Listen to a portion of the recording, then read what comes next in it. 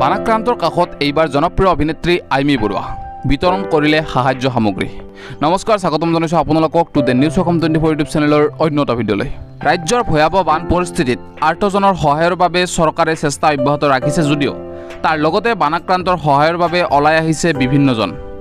নিজৰ সামৰ্থ্য অনুযায়ী সকলোৱে গৃহহাৰা ভকাতুৰজনক কিবা অলপ সহায় কৰিবলৈ চেষ্টা কৰিছে।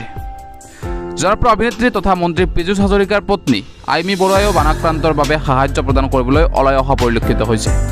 অভিনেত্ৰীগৰাকীয়ে বৰখাল, পলাকগুৰি, ধৰমতুল, বিষ্ণু মন্দিৰকে আদি কৰি বিভিন্ন অঞ্চলত থকা কেইবাটাও বান শিবিৰত উপস্থিত হৈ আইমি বৰুৱা আৰু স্থানীয় মানৱ দৰদী যুৱক যুৱতীসকলৰ সহযোগত অত্যাৱশ্যকীয় সামগ্ৰী বিতৰণ কৰে। যোৱা 7টা দিনত মুঠ 8,700 লোকক এতিয়ালৈকে অত্যাৱশ্যকীয় সামগ্ৰী দিয়াৰ প্ৰয়াস কৰিছে অভিনেত্ৰীগৰাকীয়ে।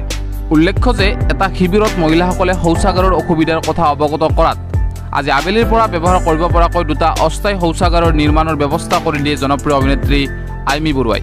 এই সময়খিনিত বানাক্ৰান্ত ৰাইজক পৰ্যায়ক্ৰমে সকলোকে সহায় কৰিবলৈ আহ্বান জনাইছে অভিনেত্ৰীগৰাকীয়ে। এনেকুৱা ধৰণৰ খবৰবোৰ সকলোতকৈ প্ৰথমে চাবলৈ to the news Assam 24 YouTube চেনেলটো ছাবস্ক্ৰাইব কৰি নটিফিকেশ্যন বেলটো অন কৰিব নাপাহৰিব। ধন্যবাদ।